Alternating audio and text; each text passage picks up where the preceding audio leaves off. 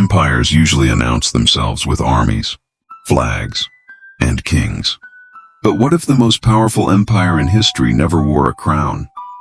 What if it had no capital city, no flag, no visible ruler? And yet, it shaped your laws, it controls your time, it decides how money moves.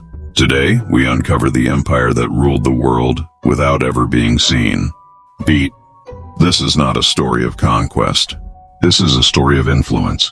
Before we reveal this invisible empire, let's ask an important question. What is an empire? Most people think large land, powerful army, emperor on a throne. But history tells us something different. The true definition of an empire is not land.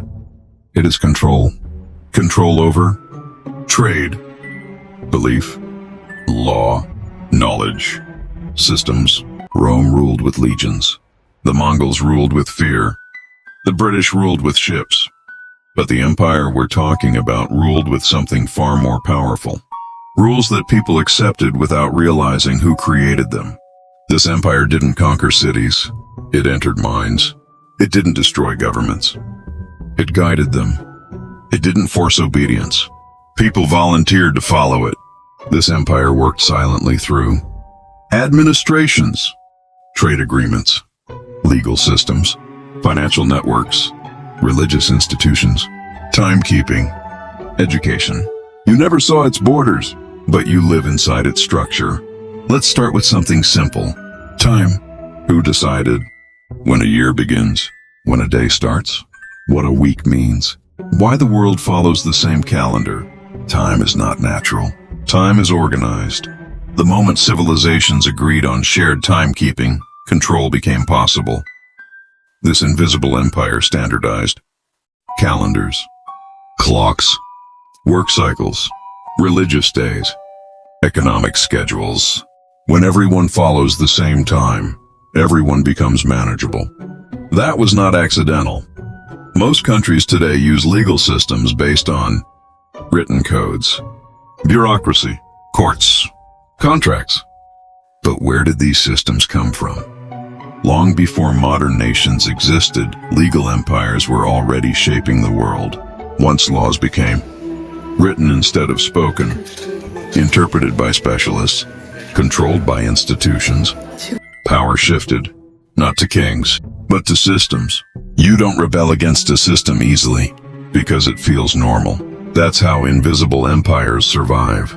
No empire survives without resources. But this empire didn't collect gold with soldiers.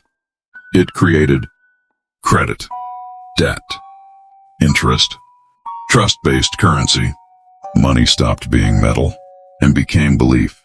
Once people believed money had value, control no longer needed force. This empire didn't steal wealth. It redirected it. Trade routes, banks, institutions. Empires of the past bowed to armies. Modern societies bow to numbers. Castles once protected emperors. Now paperwork does. Forms, departments, procedures, approvals. Bureaucracy creates a maze so complex that no single person controls it. No single person can fight it. And that's the genius. When no one seems responsible, the system survives criticism. You don't overthrow paperwork. You submit it. Ancient empires counted land and people. Invisible empires count data. Data reveals behavior, patterns, weaknesses, predictability. When behavior becomes predictable, control becomes effortless. You don't need soldiers when you know what people will do tomorrow. Here's the most important principle. The strongest power never forces obedience. It rewards compliance. You follow the system because it's easier, it's safer, it's expected. Rebellion becomes inconvenient, and convenience is more powerful than fear. Religion once challenged kings, then it partnered with systems. Invisible empires didn't destroy faith, they organized it. Scheduled worship, institutional authority, approved interpretations. Belief was no longer personal. It became administrative. Order replaced inspiration, and order is very useful for empires. History is full of brilliant individuals who tried to fight systems. They failed. Why? Because systems don't argue. They don't debate. They don't panic. They wait.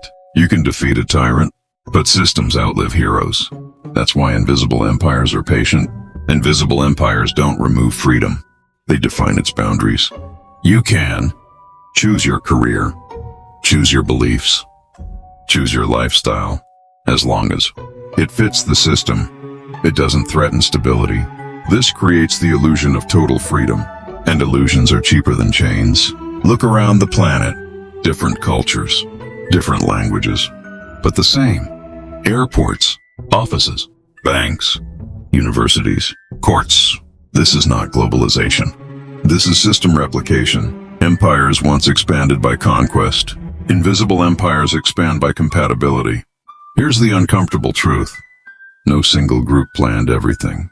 Invisible empires are not conspiracies. They are outcomes. Outcomes of efficiency, convenience, fear of chaos, desire for stability. Systems that work get copied, then normalized, then unquestioned. Not kings, not presidents. Those come and go. The real beneficiaries are institutions, frameworks, processes. They don't need fame. They need continuity. People often defend systems that limit them. Why? Because systems provide certainty. Certainty feels safe. Chaos feels terrifying. Invisible empires don't promise happiness. They promise predictability. And for many, that's enough. Ancient civilizations remembered cycles. Modern systems prefer progress. Progress moves forward and forgets backward. What gets forgotten? Alternative ways of living. Different economic models. Non-centralized power. Memory is dangerous. Forgetfulness is convenient. At first, the internet looked like freedom. Then systems adapted.